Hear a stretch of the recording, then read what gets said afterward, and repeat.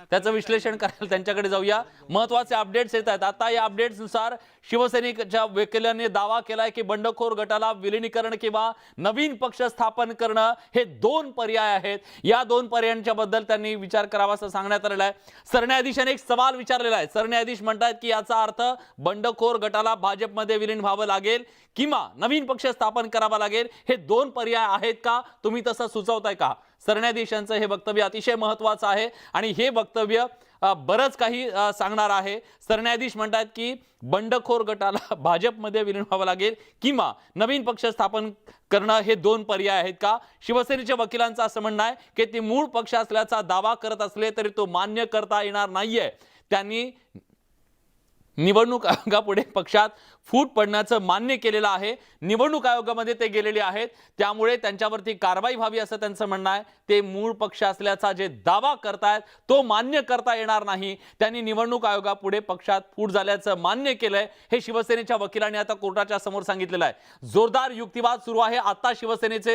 शिवसेनेकडून वकील म्हणून कपिल सिब्बल हे युक्तिवाद करतायत आणि या युक्तिवादात त्यांनी जे मुद्दे मांडले त्याला सरन्यायाधीशांनी प्रश्न विचारला की पक्षातील फूट हा त्यांचा बचावाचा मुद्दा होऊ शकत नाही। एक मोठं स्टेटमेंट आहे सरन्यायाधीशांचं। प्रशांत,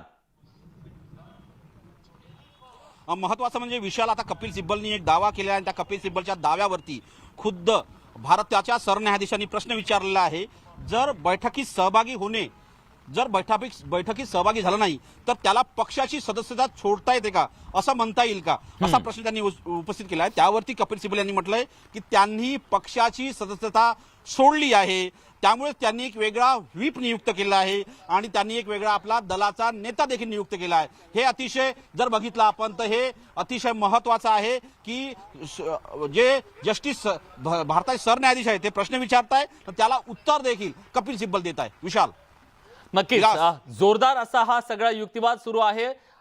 कपिल सिब्बल जेव्हा हा सगळा युक्तिवाद करतायत, या युक्तिवादामध्ये मुख्यत्वे करून यांच्यावर कारवाई व्हावी आणि त्या संदर्भात कारवाई करत असताना काय मुद्दे आहेत, कुठल्या मुद्द्यांच्या आधारे त्यांच्यावर कारवाई होऊ शकते सांगितलं जात आहे। सरन्यायाधीशांनी जेव्हा प्रश्न विचारला की का तुम्ही बैठकीमध्ये त्याच्या सहभागी न होणं म्हणजे त्यांनी सदस्यता सोडलेली आहे का, तर त्याला कपिल सिब्बल यांनी जे उत्तर दिलेलं आहे त्यात आता दुसरा एक मुद्दा समोर आलेला आहे, तो म्हणजे जे निवडून आलेले आहेत तर निवडून आलेल्या सदस्यांनी पक्षाचं म्हणणं हे ऐकायला हवं का। तर गुवाहाटीमध्ये जे सगळे गेलेले होते आणि तिथं त्यांनी जी पार्टी बनवली किंवा वेगळा गट केला त्याच्या संदर्भात सुद्धा काही प्रश्न उपस्थित केलेले आहेत। प्रशांत, बरोबर आहे विलास, जर बघितलं आता कपिल सिब्बलनं पुन्हा एक दावा केलेला आहे। त्यांनी म्हटलंय जर आपण जिंकून येता वेगळा पक्ष बनवता याचा अर्थ आपल्याला राजकीय पक्ष मानला पाहिजे का? जर आपण गुवाहाटीला गेला तिथं बसून राहता आणि जी ओरिजिनल राजकीय पक्ष आहे त्यावरती आपण प्रश्नचिन्ह उपस्थित करता, हे कितपत योग्य आहे? निवडून येणे म्हणजे राजकीय पक्ष नाही आहे असा त्यांचा दावा आहे कपिल सिब्बलचा। निवडून येणे ही कुठल्या प्रकारची पात्रता होऊ शकत नाही, पक्ष स्वतःचा मनाला, असा दावा कपिल सिब्बल यांनी आपल्या युक्तिवादात केला आहे। विलास, घटनेच्या 10व्या परिशिष्टाप्रमाणे राजकीय पक्षाच्या व्याख्येनुसार निर्णय घेतला जातो का, याच्याबद्दल सुद्धा खल होताना दिसतोय या युक्तिवादाच्या दरम्यान। बरोबर आहे विलास, या संदर्भात जे वारंवार या संदर्भात अशा केसेस ऐकतात माझ्यासोबत राज पाटील ही जी सुनावणी सुरू आहे याची दिशा काय आहे? माननीय सर्वोच्च न्यायालयात पहिल्यांदा पिटिशनरचं म्हणणं पूर्ण ऐकून घेतलं जाईल। त्यांनी जे अनेक युक्तिवाद केले त्याला खोडण्याचा म्हणजेच जो रिस्पॉन्डंट आहे म्हणजेच एकनाथ शिंदे गट आहे त्यांचं पूर्ण म्हणणं ऐकून घेतल्यानंतर, त्यांची बाजू ऐकून घेतल्यानंतर माननीय सर्वोच्च न्यायालय आपली दिशा ठरवेल। त्याचबरोबर एकनाथ शिंदेची बाजू अजून पर्यंत माननीय न्यायालयाने ऐकलेली नाही, पण माननीय न्यायालय हे अनेक प्रश्न पिटिशनरला विचारत आहे की त्यांच्या क्वेरीज आहेत किंवा काय काय जे आतापर्यंत। आणखीन एक महत्त्वाचा मुद्दा मांडला गेला कोर्टामध्ये युक्तिवादाच्या दरम्यान घेत आहे। त्याचबरोबर महत्त्वाचा मुद्दा कपिल सिब्बल यांनी एक अतिशय महत्त्वाचा मुद्दा मांडलेला आहे की आजही हे लोक मुद्दा मांडलेला आहे, आजही उद्धव ठाकरे हेच आमचे नेते आहेत आणि ते अध्यक्ष आहेत।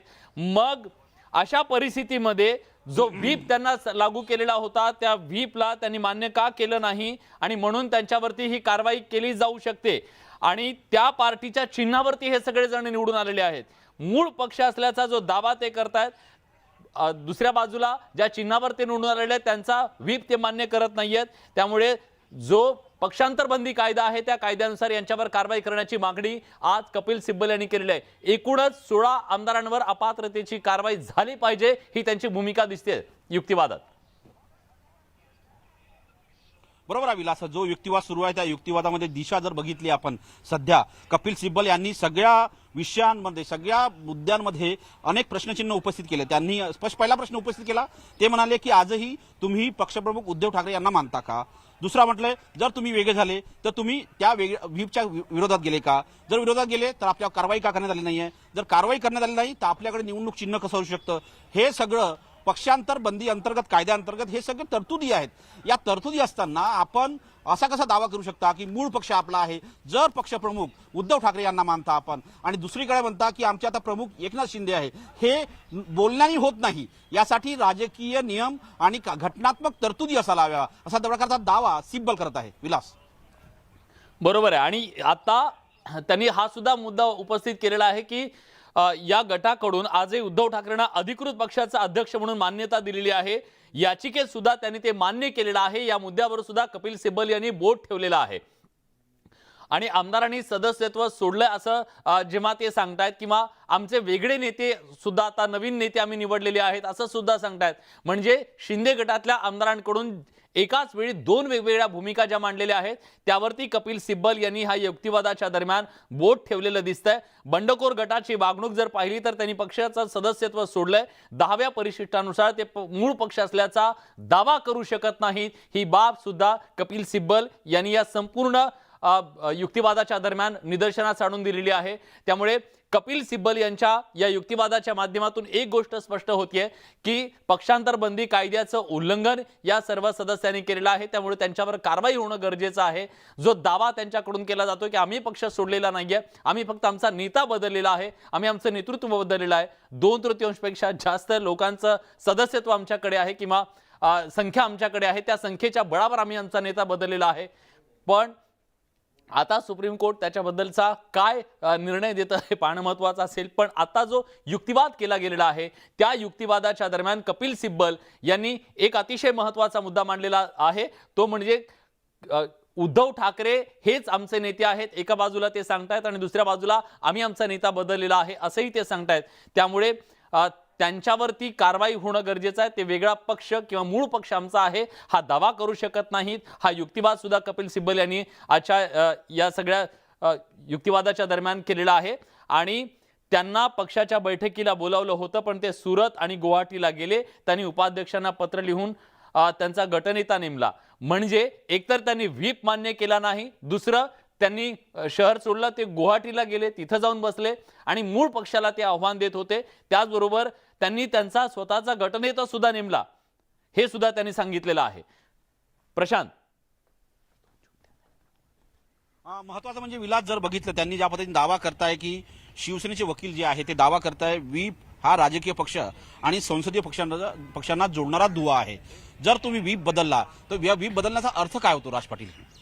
व्हीप हे दोन्ही आपापल्या गटाकडून अपॉइंट केल्यामुळे हे माननीय सर्वोच्च न्यायालयात व्हीपचा मुद्दा डिसाईड व्हायचा बाकी आहे आणखी, पण तोपर्यंत दोन्ही गटाला संरक्षण देण्याचं काम माननीय सर्वोच्च न्यायालयाने केलं। तर व्हीपवर जेव्हा डिसिजन होईल तर एका बाजूला कोणातरी सफर व्हावं लागेल, कारण की कोणाचा व्हीप खरा त्यावरच ते पुढचे निर्णय अवलंबून असतील। आपला आपला युक्तिवाद करत असताना म्हणजेच सुभाष देसाई यांची जी केस आहे ती केस हेच सांगते की ती इंटायर प्रोसिजर त्यांनी चॅलेंज केलेली आहे। त्या प्रोसिजरमध्ये त्यांनी शिवसेना हा मुख्य पक्ष आहे हे सांगण्याचा मुख्यपणे प्रयत्न केलेला आहे आपल्या युक्तिवादातून। त्यात त्यांनी जे निवडणूक आयोगाकडे मूळ पक्ष आहे रजिस्टर त्यावर भाष्य केले, त्याने अनेक क्वेश्चन केले त्यावर माननीय न्यायालयाने सुद्धा त्याचं समाधान करण्याचं काम बी माननीय सिब्बल यांनी केलेलं आहे। तोपर्यंत आपण हे ठरवू शकत नाही, तोपर्यंत एकनाथ शिंदेची बाजू आहे की जोपर्यंत हा युक्तिवाद जो आहे हा युक्तिवाद या कपिल सिब्बलचा युक्तिवाद संपेल त्यानंतर शिंदे गटाचा युक्तिवाद म्हणजे हरीश साळवे असो किंवा मग सोबतच बघितलं नवीन कोल असो यांचा युक्तिवाद सुरू होईल, त्यानंतर या केसची दिशा निश्चित होऊ शकते। बिलकुल एकनाथ शिंदे यांची बाजू ऐकल्यानंतरच माननीय न्यायालय त्याच्यावर त्यांनाही काही प्रश्न विचारू शकते आणि माननीय राज्यपालांचे जे महाधिवक्ता वकील आहेत इथे त्यांनाही प्रश्न विचारू शकते, तुषार मेहता यांना, हरीश साळवे यांना। सध्या काय सुरू आहे? अजूनपर्यंत जे पिटिशनर आहे सुभाष देसाई यांचीच याचिकेवर जे याचिकाकर्ते आहे मान्य सिब्बल हे आपली आर्ग्युमेंट करत आहे अजूनही सिब्बल जे कपिल सिब्बल आहे शिवसेनेचे ज्येष्ठ वकील आहेत आणि खास करून सिनियर कौन्सिल आहे सुप्रीम कोर्टाचे, त्यांनी स्पष्ट यांचा युक्तिवाद अजूनही सुरू आहे. पक्षांतर बंदी कायदा कसा असतो, त्या संदर्भातले नियम काय असतात, कशा तरतुदी असतात, याचा ते युक्तिवाद करताना आपल्या याच्यात मांडणी करणार आहे आणि आम्हीच कसं खरं हे दाखवण्याचा प्रयत्न कुठेतरी कपिल सिब्बल सध्या आता सरन्यायाधीशांच्या कोर्टामध्ये करत आहे. विलास यांनी आणखीन एक महत्वाचा